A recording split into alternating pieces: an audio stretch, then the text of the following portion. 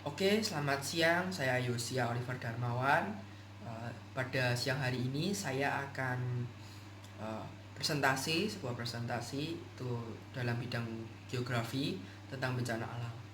Ya, untuk menjalankan tugas saya sesuai dengan perintah guru pembimbing saya. Oke, kita masuk dulu ke dalam PPT-nya atau PowerPoint-nya. Jadi nanti saya mengambil letusan gunung berapi, yaitu Gunung Krakatau, ya. Jadi nanti ada 4 pertanyaan yang saya ajukan dan nanti saya akan jawab. Di sini saya membuat pertanyaan, bencana apa yang akan kita bahas dan di mana terjadinya. Jadi saya sudah jawab, tinggal di mana terjadinya dan apa hubungannya dengan litosfer. Terus ketiga, apa hubungannya dengan atmosfer, dan keempat, apa hubungannya dengan hidrosfer. Dan ini akan aku jawab di dalam PPT ini. Tuh. Oke, kita masuk yang pertama. Jadi Krakatau ini atau Rakata, dia ini adalah gunung di kepulauan vulkanik yang masih aktif di Selat Sunda, di Pulau Jawa dan Sumatera. Jadi ada satu pulau yang isinya itu gunung gitu, Gunung Krakatau. Nah, itu di antara Jawa dan Sumatera. Itu ada Selat Sunda namanya, itu Selat Sunda. Nah, yang akan aku bahas ini letusan Krakatau yang paling hebat dalam sepanjang sejarah. Ini menimbulkan banyak sekali kerusakan. Jadi pada tahun 1883, ini waktu masih masanya dijajah oleh Belanda. Tuh. Nah, jadi setelah masih pada 1 tahun kemudian masih ada aktivitas seismik yang berlangsung itu hingga Februari 1804. Tadi aku katakan 1 tahun setelahnya masih ada aktivitas seismik. Nah, paling tidak akibat gunung meletus ini ada 36.417.000 korban jiwa. Jadi ada 36.414 gitu ya, sekitar segitu, 36.417 korban jiwa. Nah, akibat letusan dan tsunami yang dihasilkan tadi. Nah, dampak letusan ini bisa dirasakan di seluruh dunia gitu, karena ini sifatnya sangat kuat, jadinya mendunia gitu. Sebelumnya Krakatau ini pernah meletus pada tahun 416 sebelum Masehi, dan juga beberapa letusan pada abad ketiga, 9, 10, 11, 12, 14, 16, dan 17, dan diikuti tumbuhnya kerucut kecil di Rakata dan Danan. Kita masuk ke berikutnya. Nah, ini ada gambar yang menunjukkan di mana tempatnya itu berada gitu. Aku nanti kasih fotonya. Nah, jadi Gunung Krakatau ini tidak asal meletus saja gitu. Dua gitu, enggak asal meletus gitu. Tapi ada tahap-tahapannya gitu. Tidak langsung meletus. Jadi ada tahap-tahapannya. Ini aku jelaskan pada tahap awal dulu. Jadi pada di Batavia terdengar gitu ya, dari jaraknya saja sudah gak terlalu jauh sih sebenarnya, sekitar 160 km dari Krakatau. Batavia atau Jakarta ini mendengar gitu ada guncangan atau letusan-letusan kecil gitu. Nah, letusan itu kembali lagi pada tanggal 16 Juni yang menimbulkan letusan keras yang menutupi pulau dan awan hitam tebal selama 5 hari. Jadi 5 hari itu dia tertutup oleh awan tebal gitu, hitam, tapi karena kayak asap seperti itu. Kalau istilahnya, kalau di sini bilang wedus gembel gitu ya. Nah, pada 24 Juni angin timur bertiup membersihkan awan tersebut. Jadi tanggal 24 awannya itu udah nggak ada gitu karena tertiup angin, dan 2 gulungan kabut asap terlihat membumbung dari Krakatau. Letusan ini diyakini telah menyebabkan munculnya 2 ventilasi baru yang terbentuk di antara Perbuatan dan Danan. Aktivitas gunung juga menyebabkan air pasang di sekitarnya menjadi menjadi sangat tinggi dan awal kapal di pelabuhan harus ditambatkan dengan rantai agar tidak terseret arus laut. Guncangan gempa terasa di Anyar, Jawa Barat, dan kapal-kapal Belanda melaporkan mengenai adanya batu apung besar yang mengambang di Samudra Hindia di sebelah barat. Dan tanggal 11 Agustus, pakar topografi Belanda, Kapten HJG Verzenar mulai menyelidiki pulau itu ya, atau Krakatau itu. Ia menemukan 3 gulungan abu dengan telah melingkupi pulau dan lepasan uap yang setidaknya 11 ventilasi lainnya. Sebagian besarnya terdapat di Danan dan Rakata. Saat mendarat, Verzenar mencatat adanya lapisan abu setebal 0,5 meter dan musnahnya semua vegetasi pulau, hanya menyisakan tunggul-tunggul pohon. Keesokan harinya, sebuah kapal yang melewat melaporkan mengenai adanya ventilasi baru yang berjarak hanya beberapa meter di atas permukaan laut. Aktivitas vulkanik Krakatau berlanjut hingga pertengahan Agustus. Ini fase awalnya. Jadi dia dari sekitar 16 Juni sampai 11 Agustus itu fase awalnya gitu. Dan dilihat oleh Kapten Verzenar tadi, abunya ini sudah 0,5 meter gitu loh. Jadi udah setengah meteran gitu. Jadi sangat tebal gitu. Kita lanjut ke fase berikutnya atau fase klimaksnya. Jadi ini langsung klimaks ya. Nah, tanggal 25 Agustus letusan semakin meningkat sekitar pukul 13:00 tanggal 60 tanggal 26. Aku agak seret karena belum minum. Maaf ya. Jadi pukul 13.00 tanggal 26 Agustus. Jadi sekitar jam 1 tanggal 26 Agustus 1883.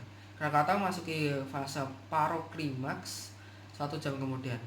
Jadi sekitar jam 2, para pengamat bisa melihat awan abu hitam dengan ketinggian 27 km atau 17 mil pada saat itu. Letusan terjadi terus-menerus dan ledakan terdengar setiap 10 menit sekali.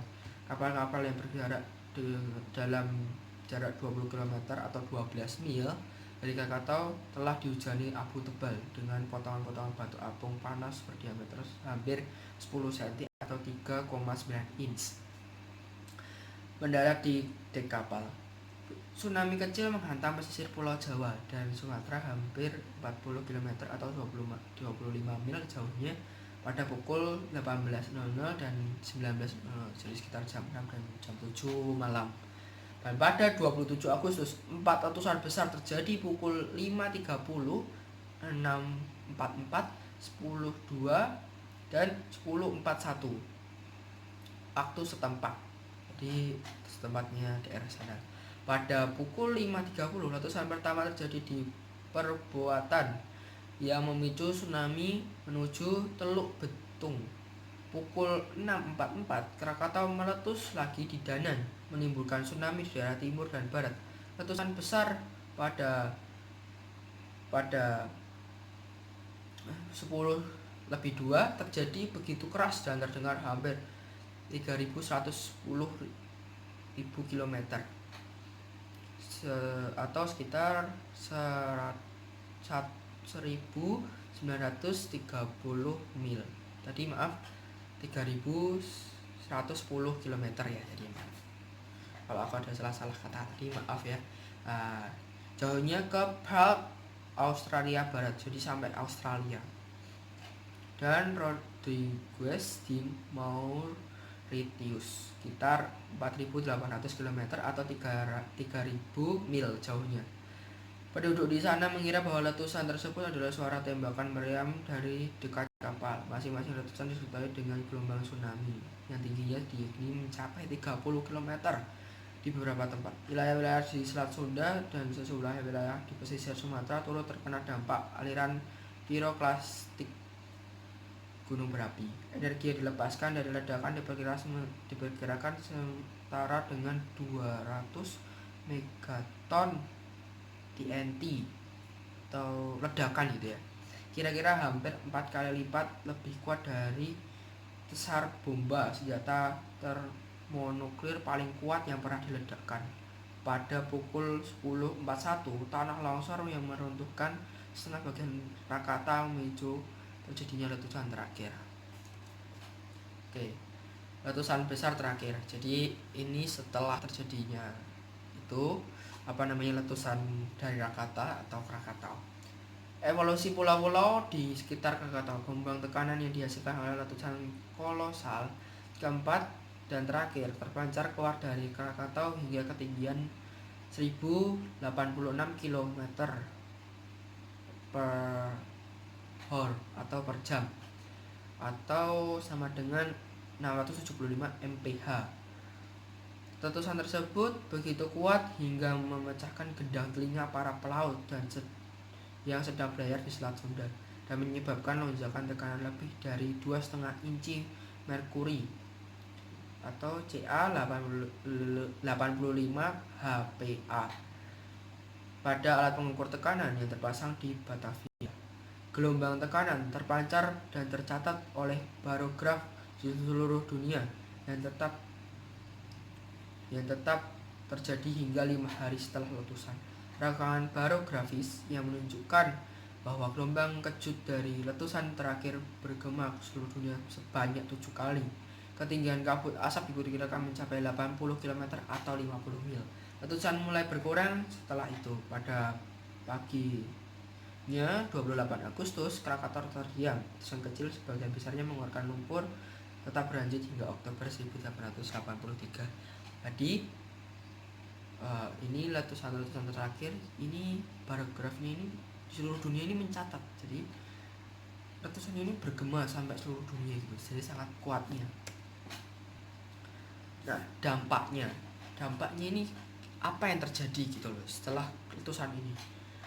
Gundukan batu karang dihempaskan ke pantai Jawa setelah letusan Krakatau. Pada tengah hari tanggal 27 Agustus 1883, hujan abu panas turun di Ketimbang di daerah yang sekarang di daerah Desa Banding, Kecamatan Rajabasa, Lampung. Kurang dari 1.000 orang tewas akibat hujan abu ini. Kombinasi aliran piroklastik, abu vulkanik, dan tsunami juga berdampak besar di berbagai wilayah ya di sekitar Krakatau. Tak satu pun yang selamat dari total 3.000 orang penduduk Pulau Sebesi yang jaraknya sekitar 13 km atau sama dengan 8,1 mil dari Krakatau. Aliran piroklastik menewaskan kurang lebih 1.000 orang di Ketimbang dan di daerah pesisir Sumatera yang berjarak 40 km atau 25 mil sebelah utara Krakatau. Jumlah korban jiwa yang dicatat oleh pemerintah Hindia Belanda ada 36.417 dengan rincian 16 kampung hancur, total 132 kampung hancur sebagian, namun beberapa sumber menyatakan bahwa jumlah korban jiwa lebih 120 ribu. Jadi sangat banyak ya. Kapal-kapal yang berlayar hingga Afrika Selatan juga melaporkan guncangan tsunami. Jadi banyak tsunami datang sampai ke Afrika, sangat jauh ya. Jadi banyak orang mati karena tsunami yang disebabkan oleh Krakatau tadi. Itu banyak orang yang berjatuhan, banyak mayat-mayat yang berada di laut gitu, mengambang di laut. Setahun setelah letusan, rata-rata suhu global turun 2,4 derajat Celcius. Pola cuaca tetap tak beraturan selama bertahun-tahun dan suhu tidak pernah normal hingga tahun 1888 maksudnya itu ya, maaf. Selain itu, pula letusan Krakatau di tahun 1883 sebenarnya juga menjadi salah satu kejadian awal sebelum dimulainya perlawanan rakyat di Cilegon 5 tahun sesudahnya. Kejadian ini sempat tercatat dalam syair Lampung Karam oleh Muhammad Saleh, seorang yang kemudian asli Lampung dan mengungsi ke Singapura. Kitab syair itu diterbitkan pada tahun 1888 dan menceritakan secara dramatis soal kengerian dan keadaan kacau balau ketika Krakatau meletus. Bisa dikatakan kitab ini menceritakan letusan Krakatau satu-satunya dari perspektif pribumi sendiri. Jadi menurut pandangan pribumi atau orang yang menempati Indonesia secara langsung atau dalam tanda kutip orang Jawa gitu ya. Oke, ada tambahannya ini cukup menarik bagi saya sendiri. Jadi ini ada lukisan terkemuka namanya The Scream, dibuat pada tahun 1893. Ini adalah lukisan yang salah satu lukisan yang terkenal di dunia. Lukisan tersebut kini disimpan di National Gallery di kota Oslo, Norwegia. Jadi ini letusan lukisan ini menggambarkan situasi di Eropa pada saat itu. Jadi karena akibat letusan gunung berapi Krakatau, hujan abu sampai ke daerah Eropa dan menutupi Eropa selama bertahun-tahun, cukup lama. Dan akhirnya si pelukis ini atau pelukis The Script ini melukiskan karyanya di kanvas dengan judul The Scream atau ketakutan gitu ya, yang sebenarnya diartikan itu adalah kabut atau bukan kabut, itu adalah fenomena yang terjadi karena Krakatau. Jadi akibat Krakatau ada hujan abu sampai ke Eropa dan itu sangat lama, dan dia membuat lukisannya itu sangat menakjubkan. Jadi nanti ada gambarnya, nanti aku kasih tunjuk gitu. Jadi kayak orang ketakutan seperti itu gitu, ada langit-langitnya itu berwarna merah menyala gitu. Oke, kita masuk selanjutnya. Setelah tadi ada fase-fasenya, kita lihat kita masuk ke hubungannya dengan litosfer. Jadi apa hubungannya letusan gunung berapi dengan litosfer gitu loh. Aku akan menjelaskannya di sini. Jadi litosfer adalah kulit terluar dari planet berbatu. Litosfer ini berasal dari kata Yunani litos yang berarti berbatu dan sfere yang berarti padat. Litosfer berasal dari kata litos artinya batuan dan sfere yang artinya lapisan. Secara harfiah, litosfer adalah lapisan kulit yang paling luar atau bisa disebut dengan kulit bumi gitu ya. Jadi itu penjelasan singkatnya gitu. Nanti saya akan ulangi. Litosfer itu adalah lapisan kulit atau kulit bumi gitu. Jadi peristiwa gunung api meletus disebut juga dengan erupsi gunung api. Jelas erupsi ini terjadi di litosfer karena terpicu oleh aktivitas magma yang merupakan salah satu bentuk dari tenaga endogen. Magma yang tertekan dari dalam litosfer dapat mendesak hingga bergerak menuju permukaan bumi. Jadi itulah hubungannya kenapa kok gunung berapi, gunung meletus ada hubungannya dengan litosfer, karena gunung berapi meletusnya lewat litosfer ini gitu loh. Jadi ada hubungan yang cukup erat gitu. Kita nggak usah lama-lama, kita lanjutkan. Nah, kita lanjutkan ke apa hubungannya dengan atmosfer. Jadi kita kasih penjelasannya dulu ya. Atmosfer adalah lapisan gas yang melingkupi sebuah planet termasuk bumi. Dari permukaan planet tersebut sampai jauh di luar angkasa. Gas karbon dioksida hasil letusan gunung api tidak begitu berperan dalam ubah dinamika atmosfer setelah erupsi terjadi. Jika bukan gas karbon dioksida hasil erupsi gunung api yang berperan.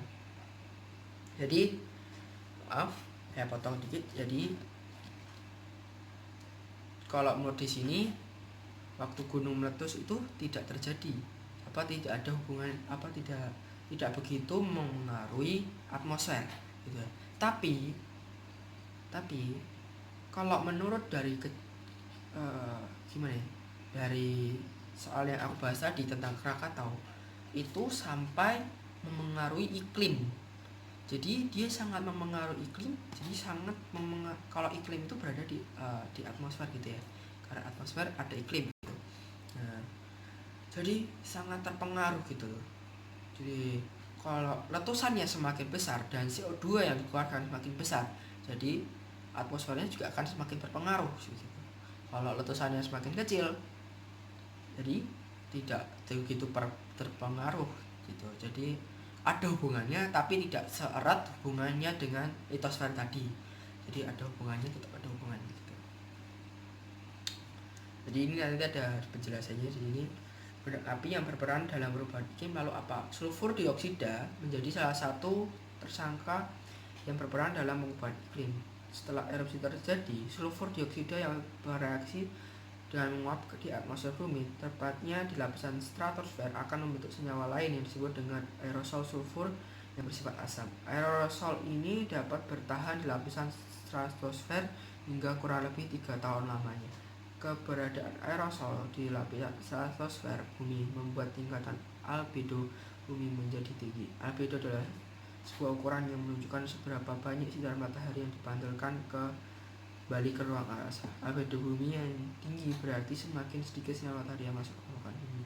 Hal ini yang dapat menyebabkan perubahan iklim global berupa penurunan suhu bumi. Jadi, seperti penjelasan saya tadi, kalau semakin besar letusannya tadi, semakin dia mengeluarkan sulfur dioksida yang membuat perubahan iklim di atmosfer gitu ya.